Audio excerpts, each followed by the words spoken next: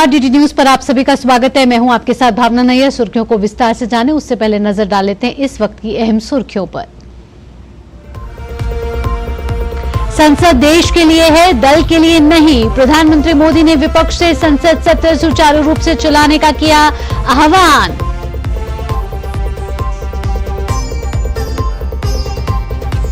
लोकसभा में नीट मामले पर विपक्ष का हंगामा। शिक्षा मंत्री धर्मेंद्र प्रधान बोले, राजनीतिक कारणों से हो रहा है विरोध, पूरे परीक्षा प्रणाली पर सवाल उठाना गलत। नीट यूजी पेपर दोबारा कराने की मांग पर सुप्रीम कोर्ट में सुनवाई जारी। याचिकाकर्ता के वकील ने कहा, रिजल्ट जारी करने की प्रक्रिया में एनटीए ने की गलती, थोड़ी देर में आ सकता है कोई फैसला। वित्त मंत्री निर्मला सीतारमण आज संसद में पेश करेंगी 2023-24 का आर्थिक सर्वेक्षण। कल संसद में पेश होगा मोदी सरकार के तीसरे कार्यकाल का पहला बजट।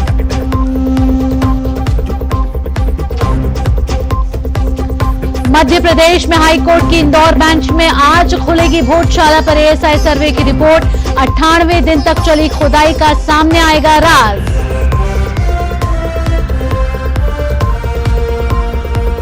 और अमेरिका में जो बाइडेन के चुनावी रेस से हटने के बाद कमला हैरिस का दावा मजबूत। हैरिस ने डेमोक्रेटिक पार्टी के प्रेसिडेंशियल नॉमिनेशन के लिए जरूरी डेलीगेट्स के 1/4 से ज्यादा का समर्थन किया हासिल।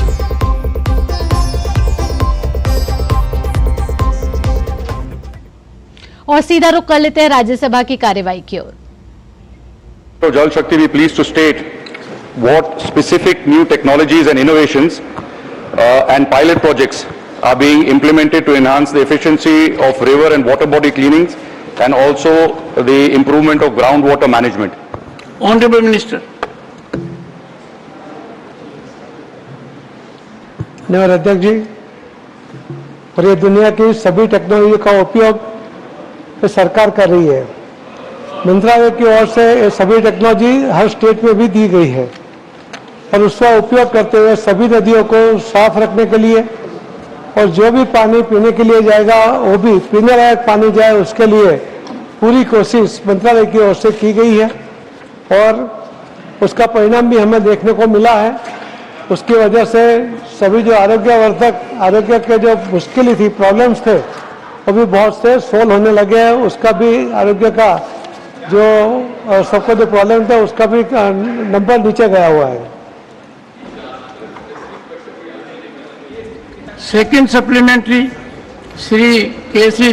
Jhala. Thank you, sir. Sir, I come from the state of Gujarat, which is a rain deficient state, sir. I would like to ask the Honorable Minister if there are any schemes and projects that are in the planning besides the projects that are already in function in the state of Gujarat. Thank you. Honorable Minister. माननीय सभापति जी, गुजरात के अंदर एक समय था जब पानी की कमी थी, मगर माननीय प्रधानमंत्री जी ने मुख्यमंत्री जब थे उसी टाइम उन्होंने पूरा प्लानिंग करते हुए आज गुजरात के हर गांव में पानी पहुंच रहा है, पीने के लिए भी पानी पहुंच रहा है और नर्मदा योजना से सभी एग्रीकल्चर जो क्षेत्र है उसके अंदर भी पूरा पानी सबको मिल रहा है और उसी के कारण किसानों को भी बहुत फायदा हुआ है। तो 3-3 फसल वहाँ पर ले रहे हैं और उसकी वजह से सभी किसान और समृद्ध भी हुए हैं। तो ये सभी योजनाओं द्वारा सबको एग्रीकल्चर के लिए, कृषि के लिए भी पानी मिले और पीने के लिए भी पानी मिले। कच्छ के बॉर्डर तक पानी देने का काम भी आदरणीय प्रधानमंत्री जी ने जब मुख्यमंत्री जब किया था, उसकी वजह से हमारे बॉर्डर पर हमारी सुरक्षा के लिए लगे हुए थे जवानों को भी शुद्ध पानी वहाँ पाया गया था। Third supplementary, Shrimati Jaya Bachchan. के सवाल का जवाब नहीं दिया। गुजरात से वो भी आते हैं, ये भी आते हैं, वो सवाल पूछने की कमी है, ये कह रहे सब कुछ हो गया। I am a bit confused sir. I expected a little clarification from the minister. I'm a bit confused. Ma'am, I can't agree with you. You can never be confused. Sorry, sir? You can never be confused. I am.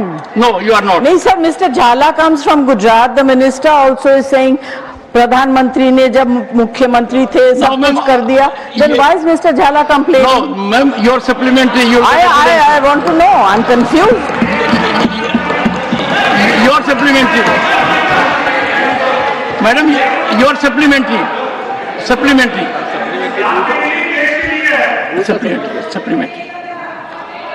हाँ, yes ma'am. Supplementary. क्या है?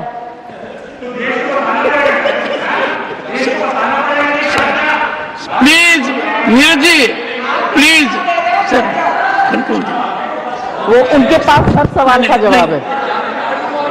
नहीं, रुकिए। Honorable Leader of the House, sir, see there.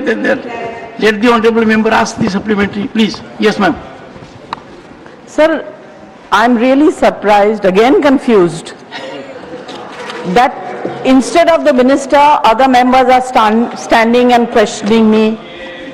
I mean, sir, आप यहाँ बैठे हुए हैं, आप उनको टोकते नहीं, हमारे यहाँ से कोई खड़ा हो जाए तो आप बिल्कुल टोक देंगे। Sir, no, this is not fair. I don't expect this from you, sir. एक second. I think I am fair to every member. Those who got up there got my taste. I would as everyone, but when I do this time, it is more noticed. This side is not noticed. Yes, ma'am, your supplementary. It is not noticeable, sir. Your supplementary. You correct us more, so it is noticeable. You don't correct them, so it's not noticeable. Simple as that. Oh my God. Sir, I want to ask the minister, what is the mechanism that exists for punishing violation of conditions in the no objection certificates of groundwater use? And the details of units assessed as overexploited as mentioned in the economic survey of 2021 and the funds allocated, disbursed and utilized for the replenishment of the same state and UT-wise. Honorable Minister.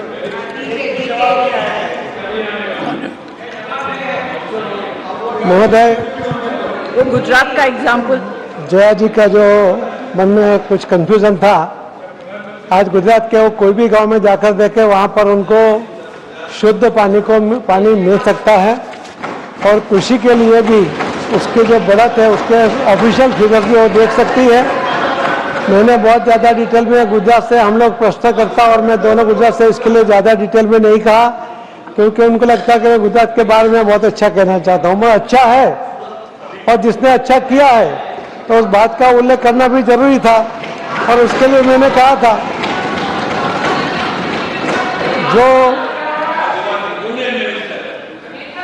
जो नियम बनते हैं और नियम का अगर उल्लंघन बनता है तो कायदे के अनुसार। Ram Gopal ji, you are such a senior man. Ram Gopal ji, such a senior man. मैंने वो जो कानून बने हैं उसके तहत उसके अंदर ही नियम बने हैं। जया जी, take the seat. He is replying. PETA नियम भी बने हैं कि उसका अगर कोई उल्लंघन करेगा तो किस तरह का। जया जी का जो प्रश्न है कि उनका जो उल्लंघन करेगा तो उसको क्या सजा होगी, तो नियम और पेटा नियम में उसका उल्लेख किया गया है। हम मेंबर को उसके बारे में लिखित स्वरूप में बता देंगे। Fourth supplementary, Shri Sujit Kumar.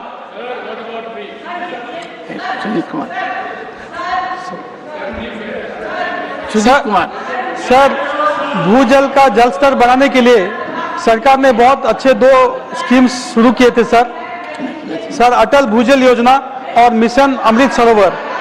Sir, मैं सरकार से ये जानना चाहता हूँ कि ये 2 जो स्कीम्स हैं, अटल भूजल योजना और मिशन अमृत सरोवर, इसका कुछ ऑडिट हुआ है क्या सर, और इसके चलते भूजल के जल स्तर में कितना इम्प्रूवमेंट हुआ है सर? धन्यवाद।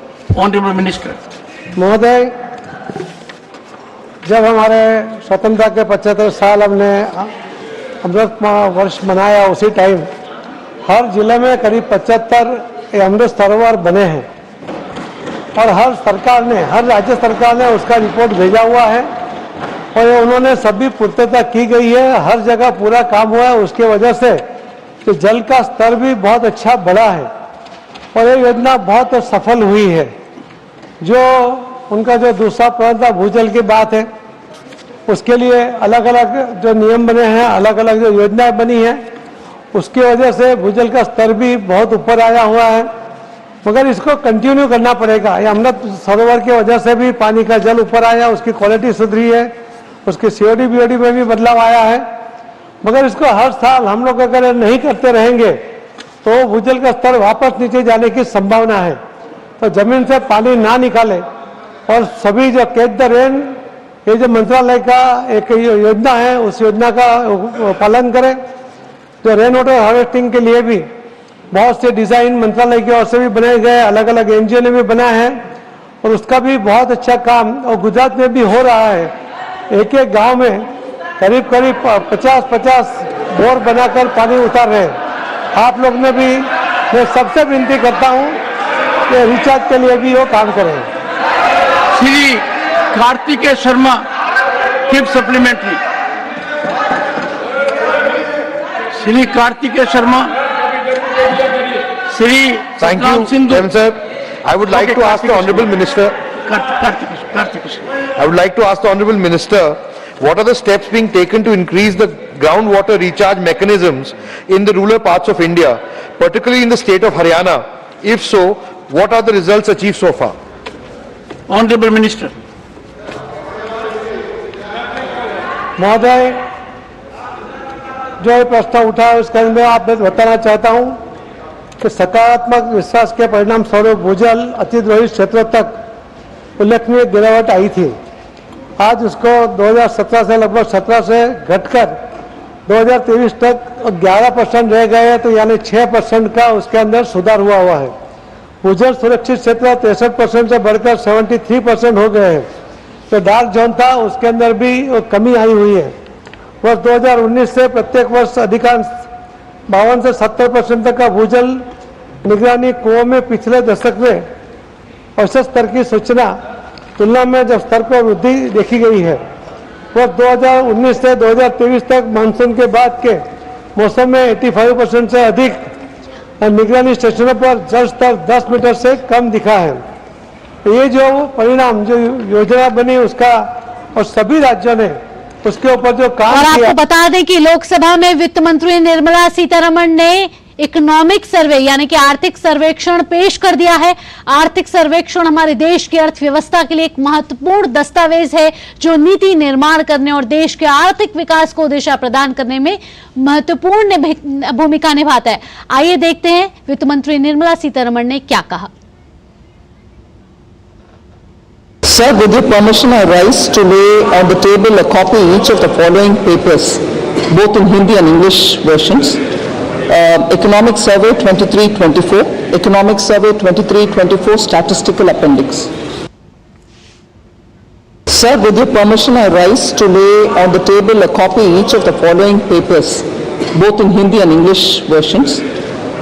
Economic Survey 23-24, Economic Survey 23-24 Statistical Appendix.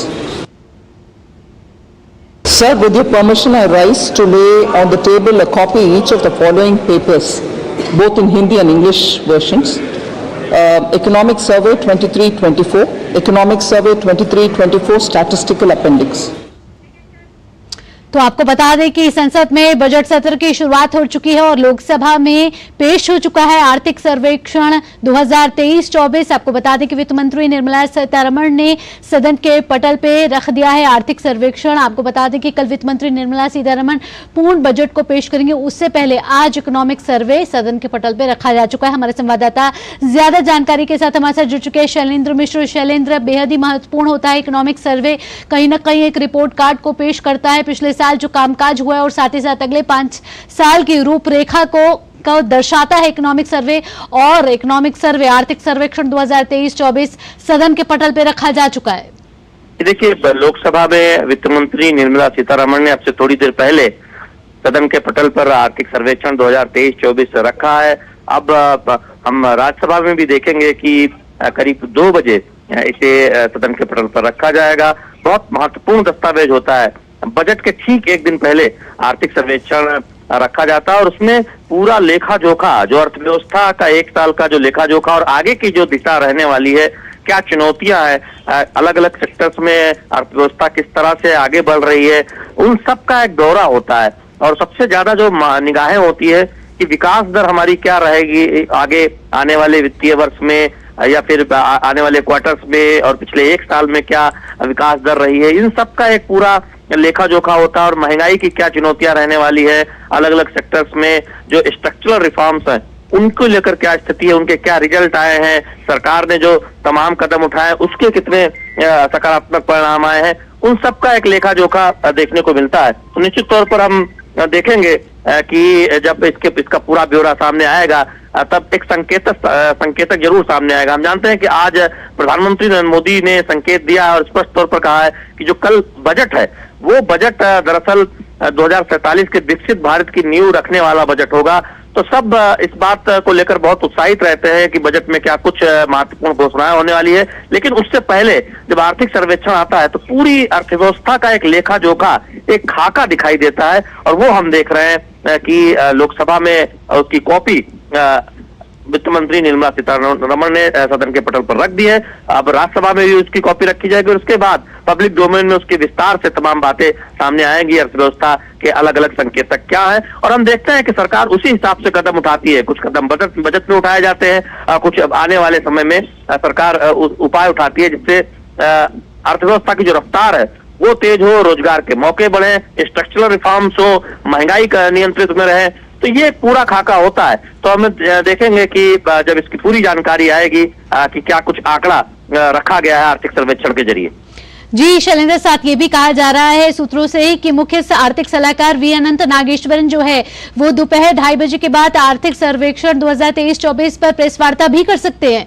ये देखिए, निश्चित तौर पर ये एक परंपरा रही है कि जब दोनों सदनों में आर्थिक सर्वेक्षण पेश हो जाता है तब उसको विस्तार से मीडिया के जरिए देश की जनता को अर्थव्यवस्था के संकेतकों के बारे में बताने के लिए एक प्रेस कॉन्फ्रेंस होती है और वो 2:30 बजे प्रस्तावित है। तब तक उससे पहले राज्यसभा में भी ये आर्थिक सर्वेक्षण की कॉपी वित्त मंत्री निर्मला सीतारमण सदन के पटल पर रख देंगी। देखिए, बहुत महत्वपूर्ण, हम जानते हैं कि दुनिया की विशाल अर्थव्यवस्थाओं में से भारत है और कितनी तेजी से हमने देखा है कि कोरोना की चुनौतियों से निपटते हुए पिछले आप अगर एक दशक में और 4-5 वर्षों में देखें तो हम अर्थव्यवस्था को तेजी से आगे बढ़ते हुए देख रहे हैं। और तमाम ऐसे जो कदम मोदी सरकार ने बीते वर्षों में उठाए दूसरे कार्यकाल में, उसके जो नतीजे हैं उसका जो सकारात्मक असर है वो देखने को मिल रहा है अर्थव्यवस्था पर। हम देख रहे हैं कि आत्मनिर्भर भारत की ओर आगे बढ़ते हुए आज तमाम ऐसे सेक्टर्स में हम विनिर्माण क्षेत्र में आगे बढ़े हैं, यानी कि हमें आयात पर निर्भरता कम करनी पड़ी है और हम अब खुद से डिफेंस जैसे सेक्टर्स में निर्यात की स्थिति में आए हैं। एग्रीकल्चर में बहुत सारे रिफॉर्म्स हुए हैं, उससे हम देख रहे हैं कि हम कृषि उत्पादों के निर्यात में आगे बढ़ते जा रहे हैं। तो उन सबका एक संकेतक देखने को मिलेगा जब प्रेस कॉन्फ्रेंस होगी कि अर्थव्यवस्था हमारी किस स्थिति में है। हम सब जानते हैं मजबूत स्थिति में हमारी अर्थव्यवस्था खड़ी हुई है। बिल्कुल शैलेंद्र, और हमने प्रधानमंत्री नरेंद्र मोदी को भी जब सुबह संवाददाताओं को संबोधित करते हुए सुना कि देश गति के साथ आगे बढ़ रहा है और 8% की ग्रोथ जो है उसके साथ देश आगे बढ़ रहा है और बहुत ही महत्वपूर्ण बजट होने वाला है। शैलेंद्र, इन तमाम जानकारियों के लिए फिलहाल के लिए आपका बहुत बहुत धन्यवाद। यहाँ रुक रहे एक छोटे से ब्रेक के लिए, ब्रेक के बाद भी खबरों का सिलसिला यूं ही जारी रहेगा। आप कहीं मत जाइएगा, जुड़े रहिए DT न्यूज के साथ।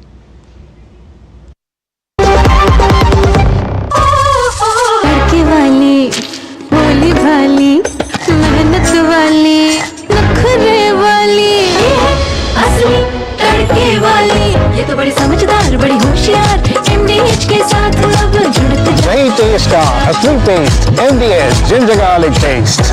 MDH ऐसा कौन सा खजाना हाथ में लगा है? खजाना नहीं, मिशन मिल गया है हम सबकी जीत का।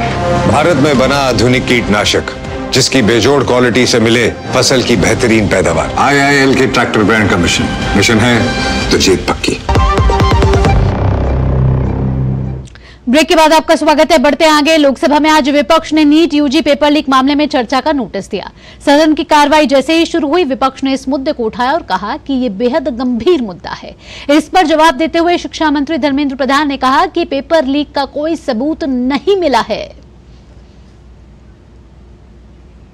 शिक्षा मंत्री धर्मेंद्र प्रधान ने राष्ट्रीय परीक्षा एजेंसी यानी कि एनटीए में अमूलचूल परिवर्तन से जुड़े प्रश्न का जवाब देते हुए कहा कि 2010 में कांग्रेस की सरकार इसका बिल लाई थी, लेकिन आज राजनीतिक कारणों से इसका विरोध किया जा रहा है।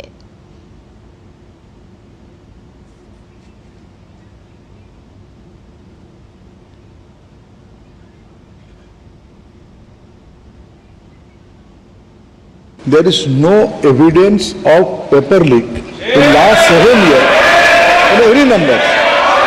So there are incidents.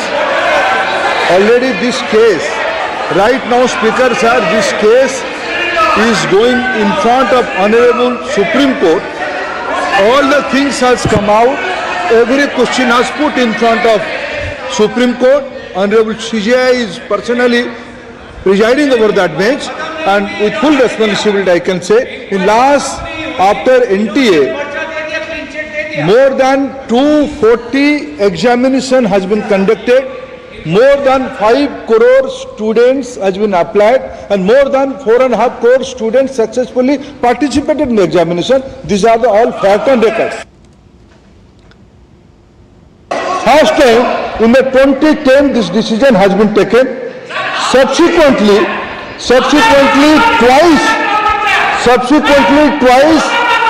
this issue has been raised in front of Honorable Supreme Court. Both the time Honorable Supreme Court has recommended for a single examination in all India level. At first, this examination was conducted by CBSE. Subsequently, the new agency, National Testing Authority, has been assigned to conduct this examination. This is a continuous process. From 2010 onward, this debate is on. Those who have decided to conduct that examination in those days, today, due to political reason, they are putting fingers. Today, there is categorical answer from government. Due to Supreme Court's guidance and the instruction, single examination, All India Pattern Examination is very successfully on. केंद्रीय शिक्षा मंत्री धर्मेंद्र प्रधान ने आगे कहा कि सरकार कुछ भी नहीं छिपा रही है, सिर्फ पटना में एक मामला सामने आया है और बिहार पुलिस मामले की जांच कर रही है। Regarding anomalies and some information of malpractices, yes, Speaker sir, in the out of 4,700 centers, only due to proactive approach of Bihar police, only in one place in Patna and surrounding points, there is an incident of anomaly. Central Bureau of Investigation is getting into the details. Some action has been taken. Nothing is even hiding, nothing. Everything is on record. Only singularly one incident is there. That is in around of Patna, and Bihar police and CBI are proactively taking action on that. Lok Sabha में नेता प्रतिपक्ष राहुल गांधी द्वारा देश की परीक्षा प्रणाली पर सवाल उठाए जाने पर शिक्षा मंत्री ने इसे दुर्भाग्यपूर्ण बताया। उन्होंने कहा कि पूरे सिस्टम पर सवाल उठाना गलत है। चिल्लाने से सच झूठ नहीं हो जाएगा साहब। ये जो कहा गया देश की अभी की एग्जामिनेशन सिस्टम रबिश है सर, इससे दुर्भाग्यजनक बयान देश के नेता प्रतिपक्ष का कुछ नहीं हो सकता है सर। मैं कठोर शब्द से इसको निंदा करता हूं। और आपको बता दें कि नीट मामले में सुनवाई सुप्रीम कोर्ट में इस वक्त चल रही है। सीजेआई की बेंच कर रही है सुनवाई और याचिकाकर्ता के वकील ने कहा है कि एनटीए ने कोर्ट के आदेश के पालन में सभी स्टूडेंट्स के रिजल्ट जारी करने की प्रक्रिया में गलती की है। एनटीए को ऑल इंडिया रैंक के हिसाब लिस्ट जारी करनी चाहिए थी। वकील ने दलील दी है कि एनटीए ने जो रिजल्ट वेबसाइट पर प्रकाशित किया है उसमें छात्रों के रोल नंबर तक नहीं दिए गए हैं। एनटीए ने रोल नंबर की जगह जो सीरियल नंबर दिए भी हैं, आंकड़ों से साफ है है कि वो सीरियल नंबर भी रोल नंबर के क्रम में नहीं दिए गए हैं, बल्कि मनमाने तरीके से सीरियल नंबर दिए गए हैं, जिसके चलते किसी सेंटर विशेष के किसी रूम में एग्जाम दे रहे कैंडिडेट्स के बारे में पूरी सटीक सूचना मिल पाना संभव नहीं है। याचिकाकर्ता के वकील ने कहा है कि पेपर लीक 5 मई को परीक्षा की सुबह नहीं बल्कि 3 मई या उससे पहले हुआ। बिहार पुलिस की जांच यही बताती है। सुनवाई के दौरान सीजीआई ने कहा कि बिहार पुलिस को दिए गए 4 आरोपियों के बयानों से ऐसा लगता है कि सही जवाब छात्रों को 4 मई को शाम को याद कराए गए। इसका मतलब पेपर 4 मई से पहले ही लीक हो गया था। वहीं सॉलिसिटर जनरल तुषार मेहता ने कहा कि एक आरोपी अमित आनंद के बयान से लगता है कि पेपर के सवाल 4 मई की शाम को स्टूडेंट्स को नहीं मिले। अमित आनंद सभी स्टूडेंट्स को एक जगह लाकर सवाल के जवाब रटाए जाने की बात कर रहा है। वहीं सीजीआई ने कहा कि आरोपी अनुराग यादव के बिहार पुलिस को दिए गए बयान से लगता है कि उसे पेपर 4 मई को मिल गया था। फिर भी हमें देखना है कि पेपर लीक क्या पटना, हजारीबाग तक ही सीमित था या लीक व्यापक स्तर पर हुआ था।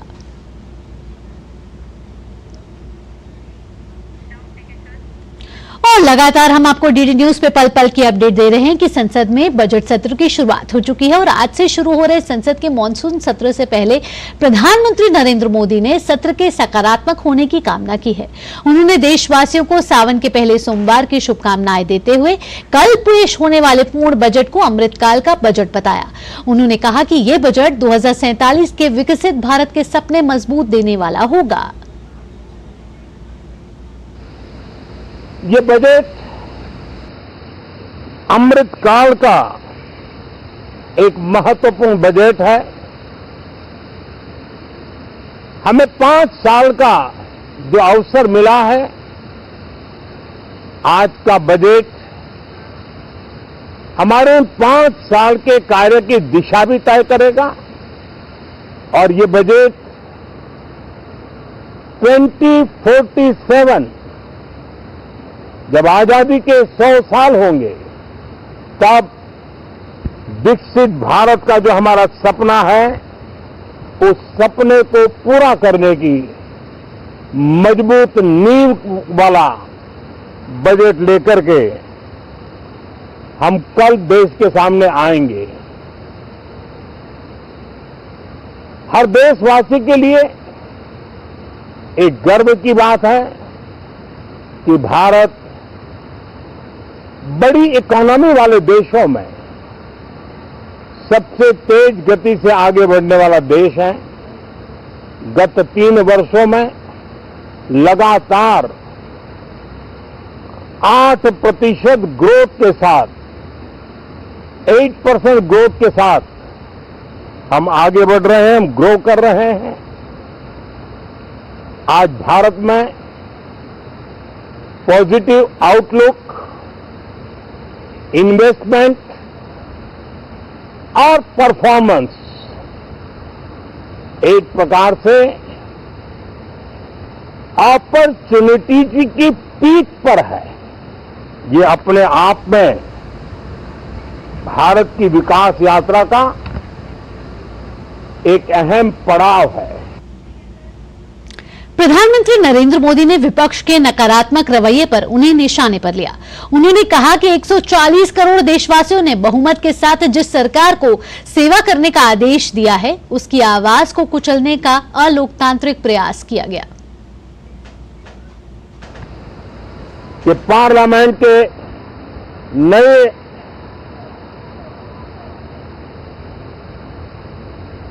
संसद गठन होने के बाद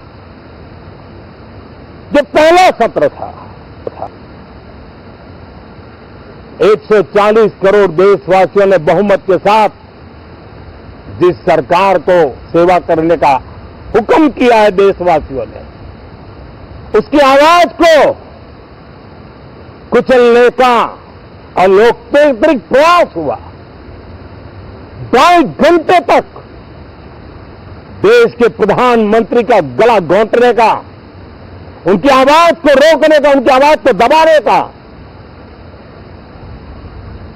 लोकतांत्रिक परंपराओं में कोई स्थान नहीं हो सकता है और इसका कोई पश्चाताप तक नहीं है, दिल में दर्द तक नहीं है। मैं आज आग्रहपूर्वक कहना चाहता हूं, देशवासियों ने हमें यहां देश के लिए भेजा है, दल के लिए नहीं भेजा है। ये सदन दल के लिए नहीं, ये सदन देश के लिए है। ये सदन संसदों तक की सीमा तक नहीं है, 140 करोड़ देशवासियों की एक विराट सीमा के लिए है। हमारे सभी माननीय सांसद पूरी तैयारी के साथ चर्चा को समृद्ध करेंगे। कितने ही विरुद्ध विचार होंगे, विरुद्ध विचार बुरे नहीं होते हैं, नकारात्मक विचार बुरे होते हैं। जहां सोचने की सीमाएं समाप्त हो जाती है, देश को नकारात्मकता की जरूरत नहीं है। देश को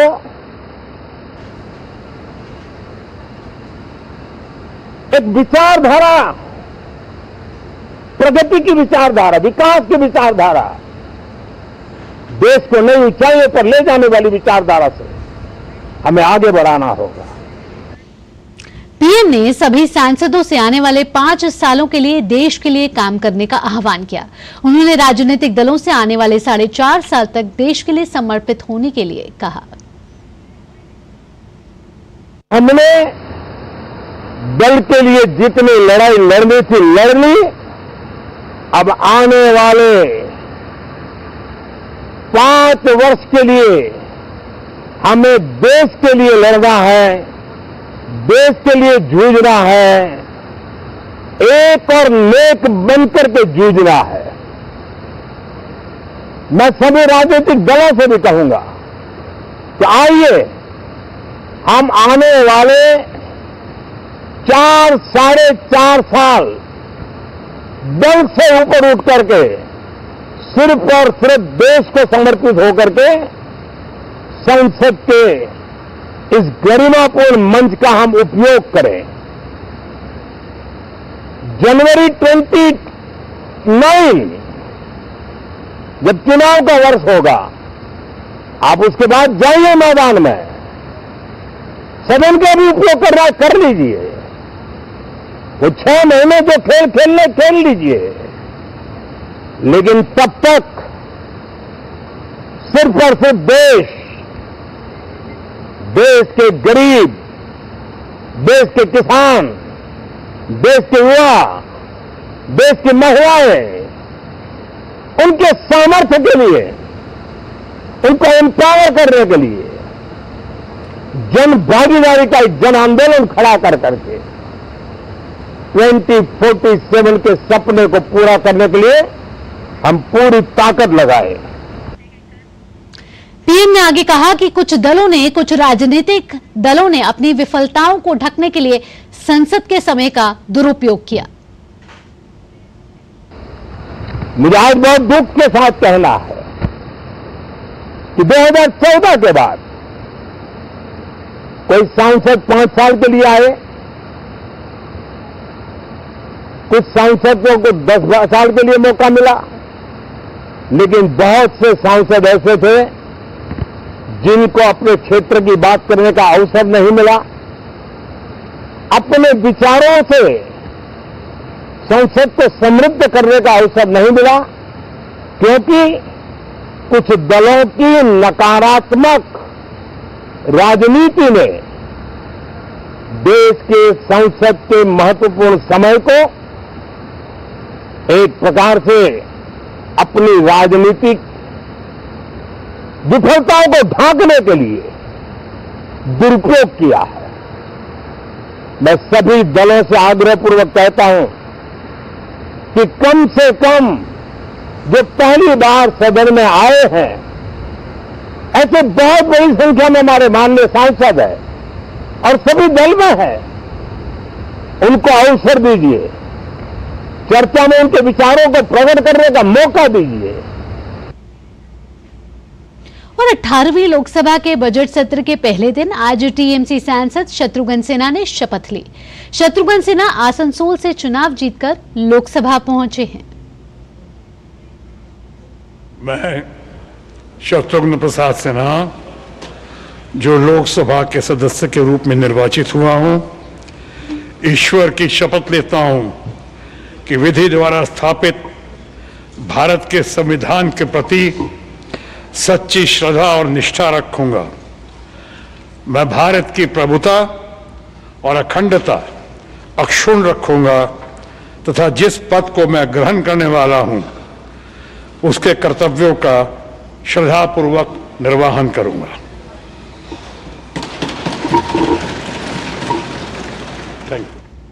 भाजपा नेता रविशंकर प्रसाद ने ममता बनर्जी के बांग्लादेश से आए लोगों को शरण देने के बयान पर कहा कि ममता बनर्जी ने सीएए का हमेशा विरोध किया है और आज वो इस तरह का बयान दे रही हैं। ममता जी ने कहा है कि जो बांग्लादेश में हो रहा है तो वो अपने दरवाजे खुले रखेंगी और किसी को भी बंगाल में आने देंगी। बांग्लादेश के लोग हमारे दरवाजे खटखटाएंगे तो जरूर शरण देंगे। आज के अखबारों में भी Mamata will give shelter if anyone from Bangladesh knocks on our door. Mamata ji, आप वही हैं जिन्होंने सीएए के बारे में कहा था कि हम किसी भी हिंदू, सिख, पारसी या क्रिश्चियन शरणार्थी को जो हिंसा से पीड़ित होकर बंगाल में आएंगे उनको घुसने नहीं देंगी। ममता जी ने सीएए का हमेशा विरोध किया है। साथ ही रविशंकर प्रसाद ने कहा कि इंडी गठबंधन पर हमला बोलते हुए उन्होंने कहा कि इंडी गठबंधन के नेता संविधान की बात करते हैं। उन्होंने कहा कि संविधान के अनुसार ममता सरकार के पास विदेश से आए लोगों को बसाने का अधिकार नहीं है। बार बार ममता जी और अखिलेश यादव भी थे और राहुल गांधी ये संविधान की बात करते हैं। संविधान में आपको अधिकार है क्या? ये अधिकार भारत सरकार का है, केंद्र सरकार का है। आप भी केंद्र मंत्री रही हैं। This power does not belong to the state government at all. किसको नागरिकता देनी, किसको बसाना, किसको नहीं बसाना। यहां रुक रहे हैं छोटे से ब्रेक के लिए, जल्द हाजिर होते हैं।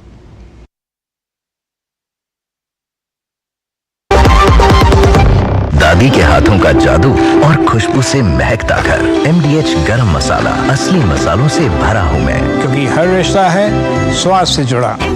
बात जब पीढ़ियों के लिए बनने वाले घर की हो तो जिम्मेदारी बड़ी हो जाती है। गैलेंट समझता है ये जिम्मेदारी। अब डबल M रिब्स के साथ गैलेंट एडवांस TMT रीबार, निर्माण का real hero.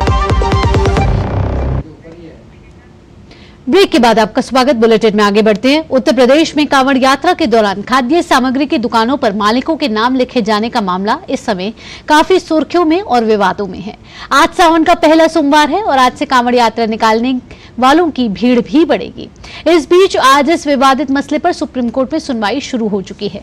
Association for protection of civil rights नाम के NGO ने सुप्रीम कोर्ट में याचिका दाखिल करके उत्तर प्रदेश सरकार के आदेश को रद्द करने की मांग की है। जस्टिस ऋषिकेश रॉय और जस्टिस SVN भट्टी की बेंच में इस मामले को सुना जा रहा है। सुनवाई के दौरान जजों की बेंच ने कहा कि अगर कोई शाकाहारी है तो उसे दुकानदार की पहचान होना चाहिए। दरअसल योगी आदित्यनाथ की सरकार ने कांवड़ यात्रा वाले रास्तों पर पड़ने वाले भोजनालयों, ढाबों, फल और चाय की दुकानों को यह निर्देश दिया है कि वो अपनी दुकानों पर मालिक का नाम बड़े बड़े अक्षरों में लिखें।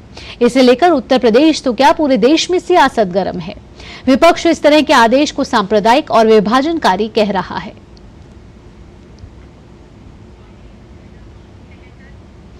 अगली खबर का रुख करते हैं। खबर शंभू बॉर्डर से जुड़ी हुई है। शंभू बॉर्डर खोलने के पंजाब हरियाणा हाईकोर्ट के फैसले के खिलाफ दायर हरियाणा सरकार की याचिका पर सुप्रीम कोर्ट कल करेगा सुनवाई। दरअसल 10 जुलाई को एक जनहित याचिका पर सुनवाई करते हुए पंजाब हरियाणा हाईकोर्ट ने हरियाणा सरकार को 1 हफ्ते में शंभू बॉर्डर के बैरिकेड खोलने का निर्देश दिया था। वहीं हरियाणा सरकार ने बॉर्डर से बैरिकेड हटाने के आदेश को चुनौती देते हुए सुप्रीम कोर्ट में याचिका दायर की थी। हरियाणा सरकार का कहना है कि कानून व्यवस्था की स्थिति बहाल होने के मद्देनजर रास्ता बंद रखा हुआ है। हाईकोर्ट को ऐसा आदेश नहीं देना चाहिए। हरियाणा के नूंह जिले में आज से शुरू होने वाली ब्रजमंडल जलाभिषेक यात्रा को लेकर राज्य सरकार अलर्ट मोड पर है। जिले में सुरक्षा बढ़ा दी गई है। सुरक्षा उपाय के तौर पर आज शाम 6 बजे तक इंटरनेट सेवा रोकी गई है। बल्क एसएमएस सर्विस को भी सस्पेंड कर दिया गया है। जिले में मार्ग बदले जाने से संबंधित परामर्श जारी किया गया है। पूरे क्षेत्र में त्वरित कार्रवाई बल, हरियाणा पुलिस और होमगार्ड के जवानों की बड़ी संख्या को तैनात किया गया है और ड्रोन कैमरों से निगरानी रखी जा रही है। जलाभिषेक यात्रा नलहरेश्वर महादेव मंदिर से शुरू होगी और विभिन्न क्षेत्रों से गुजरते हुए मंदिर में जलाभिषेक के साथ संपन्न होगी। केंद्र सरकार ने सरकारी कर्मचारियों के राष्ट्रीय स्वयंसेवक संघ की गतिविधियों में भाग लेने पर लगा 58 साल पुराना प्रतिबंध अब हटा दिया है। अब सरकारी कर्मी आरएसएस की गतिविधियों में शामिल हो सकेंगे। नवंबर 1966 में तत्कालीन प्रधानमंत्री इंदिरा गांधी के शासनकाल में यह प्रतिबंध लगाया गया था। केंद्र सरकार ने वर्ष 1966, 1970 और 1980 में तत्कालीन सरकारों द्वारा जारी उन आदेशों में संशोधन किया गया जिनमें सरकारी कर्मचारियों को के आरएसएस की शाखाओं और उसकी अन्य गतिविधियों में शामिल होने पर रोक लगाई गई थी। आरोप है कि पूर्व की कांग्रेस सरकारों ने सरकारी कर्मचारियों के संघ के कार्यक्रमों में शामिल होने पर रोक लगा दी थी। आरएसएस की गतिविधियों में शामिल होने पर कर्मचारियों को कड़ी सजा देने तक का प्रावधान लागू किया गया था। सेवानिवृत्त होने के बाद पेंशन लाभ इत्यादि को ध्यान में रखते हुए सरकारी कर्मचारी राष्ट्रीय स्वयंसेवक संघ की गतिविधियों में शामिल होने से बचते थे।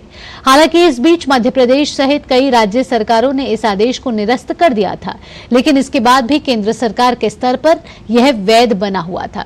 इस मामले में एक वाद इंदौर की अदालत में चल रहा था, जिस पर अदालत ने केंद्र सरकार से सफाई मांगी थी। इस पर केंद्र सरकार ने एक आदेश जारी करते हुए उक्त प्रतिबंधों को समाप्त करने की घोषणा की।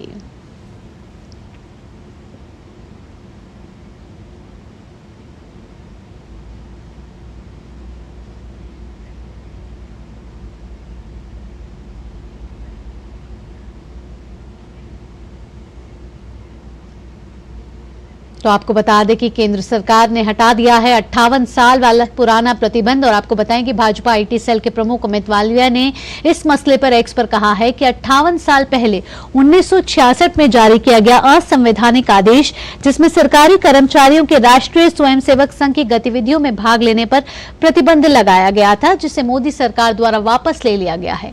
यह आदेश कभी पारित ही नहीं किया जाना चाहिए था। अमित मालवीय ने साथ ही कहा कि यह प्रतिबंध इसलिए लगाया गया था क्योंकि 7 नवंबर 1966 को संसद पर बड़े पैमाने पर गौ हत्या को लेकर विरोध प्रदर्शन हुआ था। आरएसएस जनसंघ ने लाखों की संख्या में समर्थन जुटाया। पुलिस फायरिंग में कई लोग मारे गए। दिन 30 नवंबर साल 1966 को आरएसएस जनसंघ के प्रभाव से आहत होकर इंदिरा गांधी ने सरकारी कर्मचारियों के आरएसएस में शामिल होने पर प्रतिबंध लगा दिया था। राष्ट्रीय स्वयंसेवक संघ देशों के विकास में आरएसएस के दिए योगदान पर सोशल मीडिया साइट पर उन्होंने लिखा है कि राष्ट्रीय स्वयंसेवक संघ गत 99 वर्षों से सतत राष्ट्र के पुनर्निर्माण और समाज की सेवा में संलग्न है। राष्ट्रीय सुरक्षा, एकता, अखंडता और प्राकृतिक आपदा के समय में समाज को साथ लेकर संघ के योगदान के चलते समय समय पर देश के विभिन्न प्रकार के नेतृत्व ने संघ की भूमिका की प्रशंसा भी की है। अपने राजनीतिक स्वार्थों के चलते तत्कालीन सरकार द्वारा शासकीय कर्मचारियों को संघ जैसे रचनात्मक संगठनों की गतिविधियों में भाग लेने के लिए निराधार ही प्रतिबंधित किया गया था। शासन का वर्तमान निर्णय समुचित है और भारत की लोकतांत्रिक व्यवस्था को पुष्ट करने वाला है। आगे बढ़ते हैं। सावन के पहले सोमवार पर आज शिव मंदिरों में हर हर महादेव के जयकारे गूंज रहे हैं। सावन का महीना भगवान शिव का प्रिय महीना होता है। ऐसे में आज सुबह से ही शिव मंदिरों में भक्तों का तांता लगना शुरू हो चुका है। बात उज्जैन की करें तो यहाँ महाकाल के मंदिर में विशेष तौर पर आज राजा महाकाल की सवारी निकाली जाती है। वहीं झारखंड के देवघर की बात करें तो यहाँ बाबा बैद्यनाथ धाम मंदिर में सुबह से ही भक्तों की भीड़ उमड़ पड़ी है। साथ ही आपको बताएं कि सावन महीने के पहले सोमवार के अवसर पर अगर वाराणसी की बात की जाए तो काशी विश्वनाथ मंदिर में पूजा अर्चना की जा रही है। यहाँ भी लाखों भक्तों का तांता नजर आ रहा है। प्रयागराज में मनकामेश्वर मंदिर में भक्तों का तांता लगा हुआ है और हर तरफ हर हर महादेव के जयकारे सुनाई दे रहे हैं। बात कानपुर और दिल्ली की करें तो यहाँ गौरी शंकर मंदिर में भी श्रद्धालुओं ने सुबह सुबह पूजा अर्चना की और भगवान शिव का जलाभिषेक किया।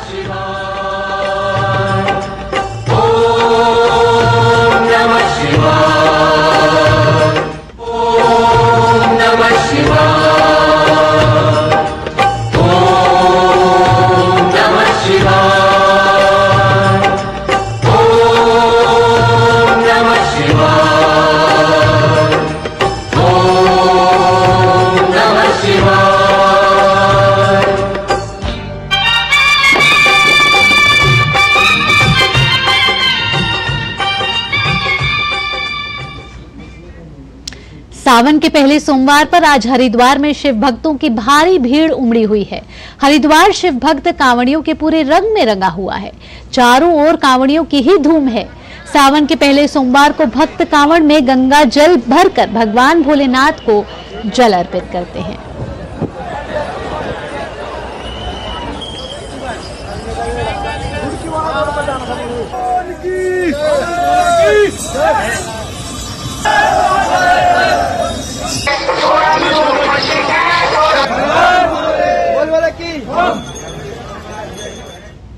श्रावण महीने के पहले सोमवार को आज अयोध्या में श्रद्धालुओं की भारी भीड़ जुटी हुई है।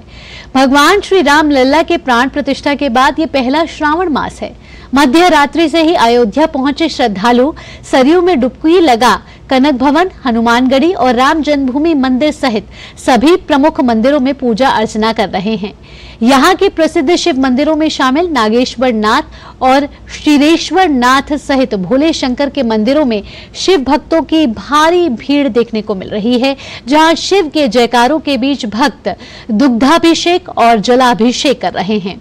इस बीच अयोध्या की सड़कों पर कांवड़ियों की बोले बम, डाक बम और हर हर महादेव की भी गूंज हो रही है। प्रशासन ने सुरक्षा के पुख्ता इंतजाम किए हैं और संवेदनशील स्थलों पर विशेष सतर्कता बरती जा रही है। सावन का पहला सोमवार है। आज 2 बजे से पब्लिक की भीड़ यहाँ चल रही है। 2 बजे से स्नान शुरू हो गया और सब स्नान करके सारे दर्शनार्थी भोले बाबा नागेश्वर नाथ का जलाभिषेक कर रहे हैं। इस सावन महीना भोले बाबा शंकर जी को बहुत प्रिय महीना है और आज प्रिय दिन सोमवार भी है। ये लिए सब भक्तगण सरयू में स्नान करके और भोले बाबा नागेश्वर नाथ का जलाभिषेक कर रहे हैं अयोध्या में। बहुत बढ़िया व्यवस्था है। भोलेनाथ की कृपा से हम लोग का दर्शन बहुत बढ़िया हो गया है। कोई दिक्कत, कोई परेशानी नहीं हुई है। बहुत अच्छा दर्शन होगा और मैं उम्मीद करती हूँ जितने यात्री आए हुए हैं सबका बहुत अच्छे से दर्शन हो रहा है। व्यवस्थाएं भी बहुत अच्छी हुई हैं और पहले ऐसे नहीं थी, लेकिन जब इतनी व्यवस्था अब है उतनी व्यवस्था पहले नहीं थी। उत्तर प्रदेश के भदोही जिले में कांवड़ यात्रा को लेकर प्रशासन की तरफ से खासे इंतजाम किए गए हैं। प्रयाग से जल लेकर हजारों की संख्या में कांवड़िया काशी जलाभिषेक करने जाते हैं। ऐसे में सावन भर भदोही जिले की सीमा में पड़ने वाले नेशनल हाईवे 19 से 43 किलोमीटर के दायरे में हाईवे की उत्तरी लेन पर यातायात बंद किया जाएगा। प्रशासन की तरफ से उत्तरी लेन को सिर्फ कांवड़ियों के लिए रिजर्व कर दिया गया है। जनपद भदोही कांवड़ियों के लिए इसलिए सेंसिटिव है क्योंकि प्रयागराज और वाराणसी के मध्य जो NH2 पड़ता है उसका 42 किलोमीटर का स्ट्रेच भदोही जिले से पड़ता है और अधिकतर कांवड़ियों का जो रूट होता है वो प्रयागराज से जल लेकर के वाराणसी की तरफ जाते हैं। हाईवे का नॉर्दर्न जो उत्तरी लेन है उसको कांवड़ियों के लिए आरक्षित किया गया है। तो जितने भी महत्वपूर्ण कट्स हैं जहां से कि ट्रैफिक एक लेन से दूसरे लेन में आ सकता है और कांवड़ियों को व्यवधान उत्पन्न कर सकता है, तो उन सभी को सील किया गया है। इसके साथ ही कांवड़ियों की सुरक्षा का विशेष ध्यान दिया गया है। उत्तर प्रदेश के बाराबंकी जिले के प्रसिद्ध पौराणिक लोधेश्वर महादेव मंदिर में सावन के पहले सोमवार पर शिव भक्तों की आस्था का सैलाब उमड़ पड़ा। लोग बम भोले और हर हर महादेव के नारे लगाते हुए मंदिर में जलाभिषेक करने पहुंचे।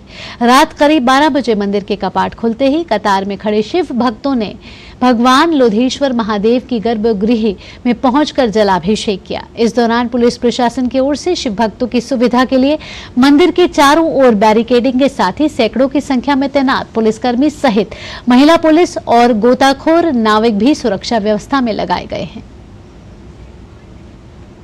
इस बार सावन 3 पक्ष का है, 2 शुक्ल पक्ष हैं, 1 कृष्ण पक्ष, और ऐसा योग कई सालों के बाद बना है। और ये लोधेश्वर महादेव का मेला आज से नहीं, हजारों वर्ष से लग रहा है। इनका पूजन चारों युगों में हुआ है। जैसे कि सतयुग में 12 भगवान से पूजित हैं, त्रेता में राम लक्ष्मण से पूजित हैं, और द्वापर में भगवान कृष्ण और पांडवों से पूजित हैं। कलयुग में ये हम लोगों के पूर्वज लोधे राम अवस्थी से पूजित हैं। ये कामद शिवलिंग है, सभी भक्तों की मनोकामना पूर्ण करता है। मैं यहाँ पे आया हूँ दर्शन करने महादेवा में बाबा भोलेनाथ के, और ये अग्रत बहुत बड़ा मंदिर है। जैसा कि बताते हैं यहाँ पे कि यहाँ की सारी मन्नत पूरी होती है, वो सच्चा दरबार है। यहाँ हम बचपन से आ रहे हैं, साल में लगभग मतलब कई बार आते हैं सोमवार को। समूचे ब्रिज मंडल में सावन के पहले सोमवार के अवसर पर शिवालयों में बम बम भोले के जयकारे की गूंज है। सोमवार तड़के ही शिवालयों में भगवान भोलेनाथ का जलाभिषेक करने के लिए भक्तों की लंबी कतारें देखने को मिली। मथुरा के भूतेश्वर, कामेश्वर, चकलेश्वर और गोपेश्वर महादेव मंदिरों में सुबह से भक्तों का तांता लगा रहा। भक्तों ने जलाभिषेक कर मनोकामना पूर्ति करने के लिए भगवान भोलेनाथ से प्रार्थना की। मंदिरों में सुबह से ही हर हर महादेव की गूंज सुनाई दे रही है। केदारनाथ में दर्शन के लिए पहुंचे भक्तों के लिए यहां आना और बाबा के दर्शन का अनुभव जितना आत्मीय है, उतना ही उन्हें यहां मौसम पसंद आ रहा है। इसके साथ ही श्रद्धालु प्रशासन की ओर से की गई तीर्थ यात्रा की तैयारियों की भी तारीफ कर रहे हैं। मैं दिल्ली से आई हूँ और यहाँ पे आके इधर का वेदर मुझे बहुत अच्छा लग रहा है। यहाँ की व्यवस्था जिस तरीके से कर रखी है बारिश में लोगों के लिए, वो बहुत अच्छी व्यवस्था कर रखी है। प्रॉपर लाइन से आ रहे हैं लोग और अंदर भी बहुत अच्छे से दर्शन हो रहे हैं। आज सोमवार है, पहला सावन है, बहुत अच्छा लग रहा है। इतना आनंद में है, बहुत ज्यादा आनंद में है। मन एकदम बहुत खुश है, बहुत अच्छी व्यवस्था है, दर्शन बहुत अच्छे से बहुत अच्छे हुए हैं, बहुत आनंद आ रहा है। सारी व्यवस्था अच्छी है, पंडित जी अच्छे हैं, महाराज जी अच्छे हैं, सब बहुत प्यार से दर्शन कराते हैं। और यहाँ व्यवस्था तो बहुत अच्छी कर रखी है प्रशासन। बहुत अच्छा लग रहा है, बाबा के दरबार में। और अब खबरें खेल जगत से। भारतीय पुरुष क्रिकेट टीम श्रीलंका दौरे के लिए रवाना हो गई है। नए कोच गौतम गंभीर के मार्गदर्शन में टीम इंडिया का ये पहला विदेशी दौरा है। भारतीय क्रिकेट टीम श्रीलंका के खिलाफ 27 जुलाई से लेकर 7 अगस्त तक पहले 3 T20 मैच और फिर 3 वनडे की सीरीज खेलेगी।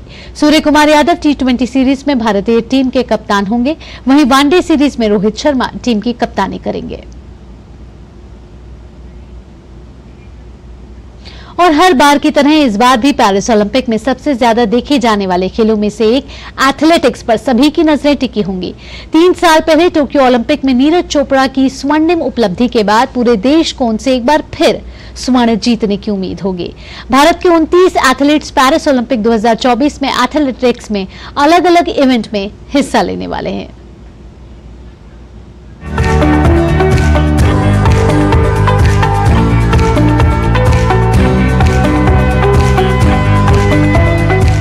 पेरिस ओलंपिक में जिस एक स्पर्धा में भारतीय खेल प्रेमी पदक पक्का मानकर चल रहे हैं, वो है एथलेटिक्स। 3 साल पहले टोक्यो ओलंपिक में ट्रैक एंड फील्ड में वो करिश्माई प्रदर्शन देखने को मिला था, जिसका इंतजार लंबे समय से खेल प्रेमी कर रहे थे। नीरज चोपड़ा ने जैवलिन थ्रो में स्वर्ण पदक जीतकर करोड़ों भारतीयों को जश्न मनाने का मौका दिया। ऐसे में पेरिस ओलंपिक में एक बार फिर सभी की निगाहें नीरज चोपड़ा पर लगी होंगी। इस बार ओलंपिक में हिस्सा लेने जा रहे सबसे ज्यादा 29 खिलाड़ी एथलेटिक्स से हैं। इनमें 11 महिला और 18 पुरुष एथलीट शामिल हैं।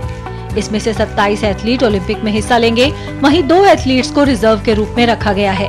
ओलंपिक में हिस्सा लेने जा रहे खिलाड़ी पिछले कुछ समय से लगातार कड़ा अभ्यास कर रहे हैं। एक नजर डालते हैं ओलंपिक में ट्रैक एंड फील्ड में हिस्सा लेने जा रहे भारतीय खिलाड़ियों पर। Sarvesh Kushare high jump, Priyanka Goswami, Suraj Pawar marathon, race walk, mixed relay. Priyanka Goswami महिला 20 kilometre race walk, Akshdeep Singh, Vikas Singh, Paramjeet Singh Bisht पुरुष 20 kilometre race walk.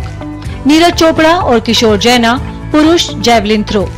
Mohammad Anas, Mohammed Ajmal, Amoj Jacob Santhosh Tamilarasan, Rajesh Ramesh पुरुष 4 गुना 400 metre relay, Jyothika Sridandi, Subha Venkatesan, Vidya Ramraj, Poovamma MR महिला 4 गुना 400 मीटर रिले, अविनाश साबले पुरुष 3000 metre steeple chess, Tejinder Pal Singh तूर पुरुष शॉटपट, अब्दुल्ला अबूबाकर और प्रवील चित्रावेल पुरुष ट्रिपल जंप, जैस्विन एल्ड्रिन पुरुष लॉन्ग जंप, अनुरानी महिला जेवलिन थ्रो, पारुल चौधरी महिला 3000 मीटर स्टीपल चेस और 5000 मीटर रेस, किरण पहल महिला 400 मीटर और महिला 4 गुना 400 मीटर रिले, ज्योति याराजी महिला 100 मीटर बाधा दौड़, अंकिता ध्यानी महिला 5000 मीटर रेस। ओलंपिक के इतिहास में भारत ने एथलेटिक्स में आज तक 3 पदक जीते हैं। नीरज चोपड़ा के टोक्यो में मिले स्वर्ण पदक के अलावा नॉर्मन प्रिचर्ड ने 1900 में 2 रजत पदक जीतने में सफलता पाई थी। ब्रिटिश भारतीय एथलीट नॉर्मन प्रिचर्ड ने ओलंपिक में भारत का प्रतिनिधित्व करते हुए ये पदक जीते थे। Sports desk, DD news. और इसी के साथ इस बुलेटिन में इतना ही। डीडी न्यूज पर खबरों का सिलसिला यूं ही जारी रहेगा, क्योंकि डीडी न्यूज ही है भरोसा सच का। फिलहाल के लिए मुझे दीजिए अनुमति। नमस्कार।